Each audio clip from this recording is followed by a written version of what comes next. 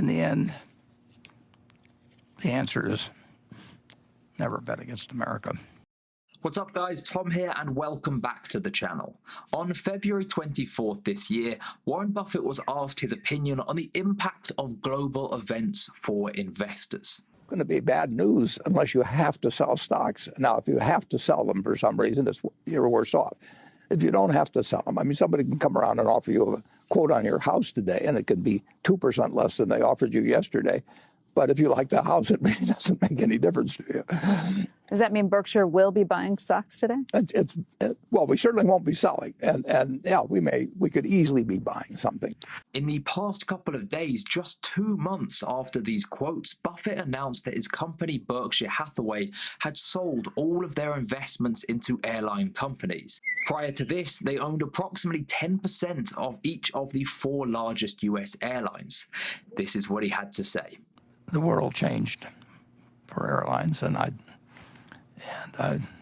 wish them well, but it's one of the businesses we have. We have businesses we own directly that are going to be hurt significantly.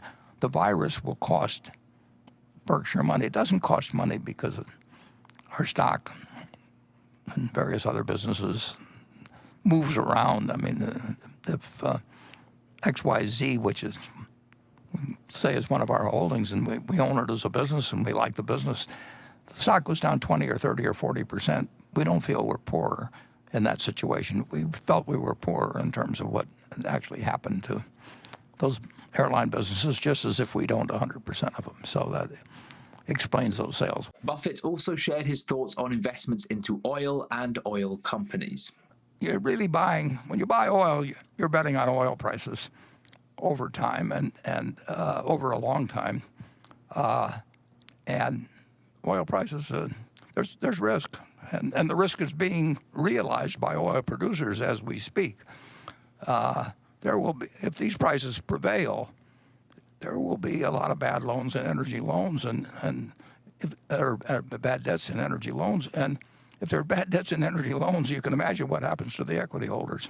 So yes, there's risk. Everything the oil companies have been doing, whether it's Exxon or Occidental or anybody else, it doesn't work at these oil prices. That's why oil production is going to go down a lot in the next few years, because it does not pay to drill. Now, that's happened at other times in the past, but the situation is, you don't know where you're going to store the incremental barrel of oil, and oil demand is down dramatically, and for a while the Russians and the Saudis were trying to outdo each other in how much oil they could produce.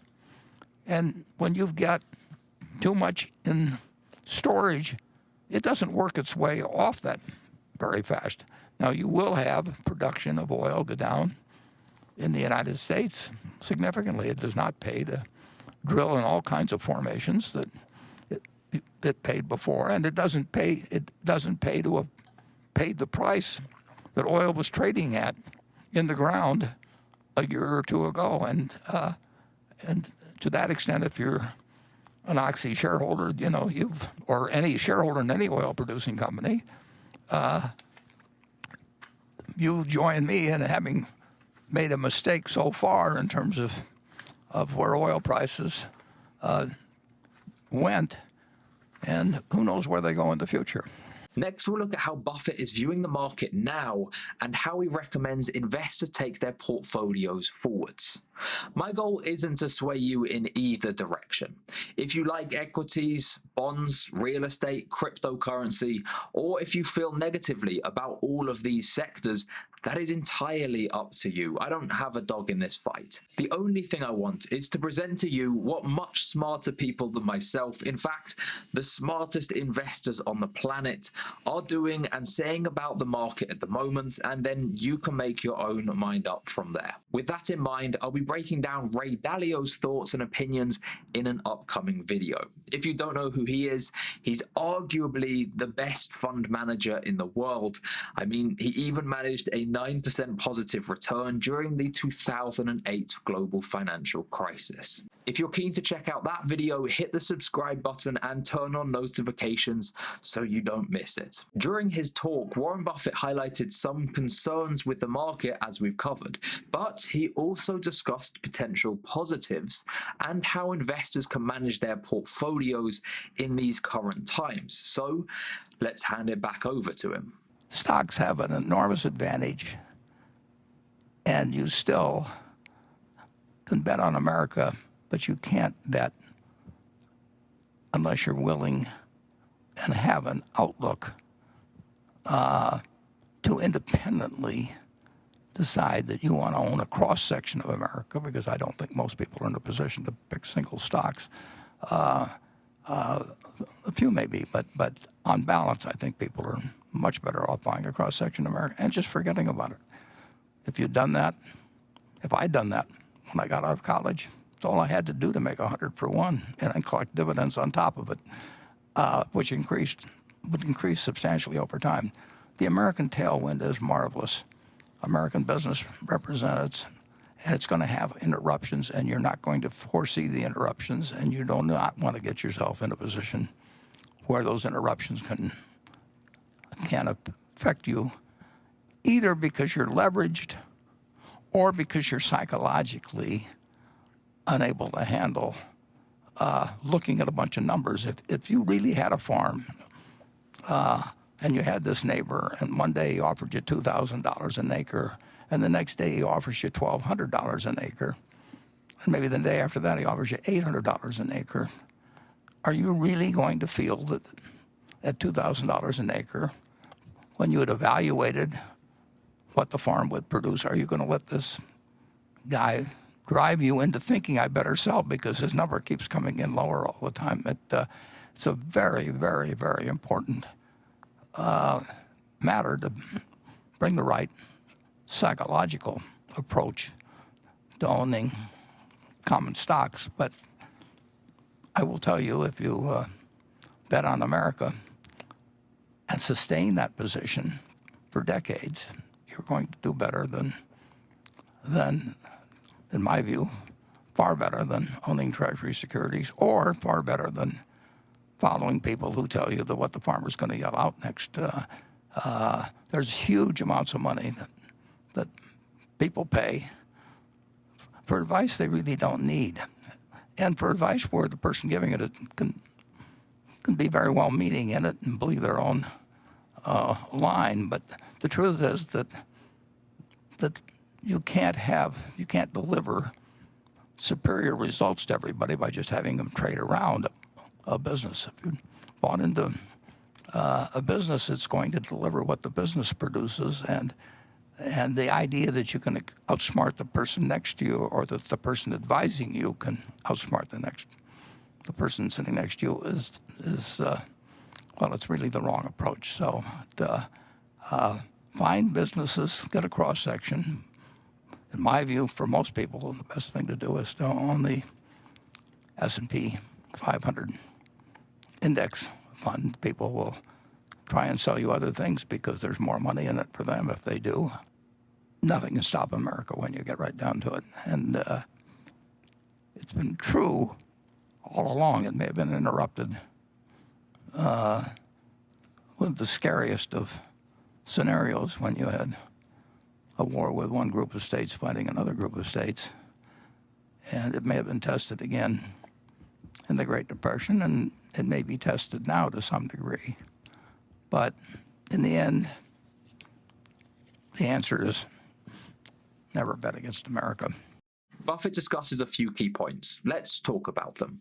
He highlights that there is a lot of money to be made by professionals who can sell the idea that they know which way the market is going to move. From TV show hosts to YouTubers saying the market will go up or down, or you should buy this stock because it's cheap. It's all rubbish. Nobody has any idea which way the market is going to move. As Buffett once said himself, the only value of stock forecasters is to make fortune tellers look good. This is something I'm passionate about, as I see people regularly buy into the idea that you can time the market. Wall Street makes a killing off this idea, TV shows do, and even some YouTubers.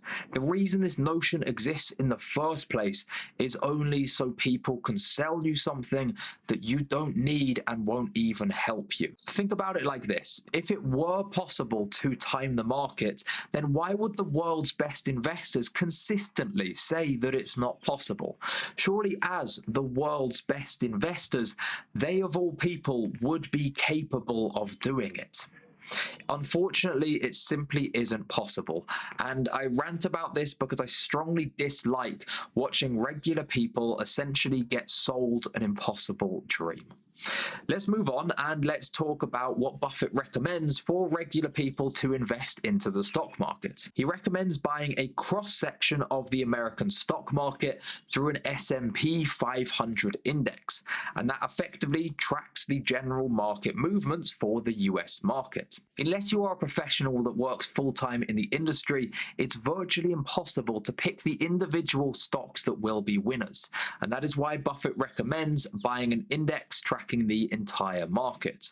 In fact, even if you are a professional working in the industry, it's still extremely difficult to pick those winners. You might be thinking, isn't this the exact opposite of what Warren Buffett is doing himself? After all, he recently sold all of his airline shares. To some extent, yes, but of course, bear in mind that Warren Buffett has been working full-time in the job of picking stocks for over 60 years.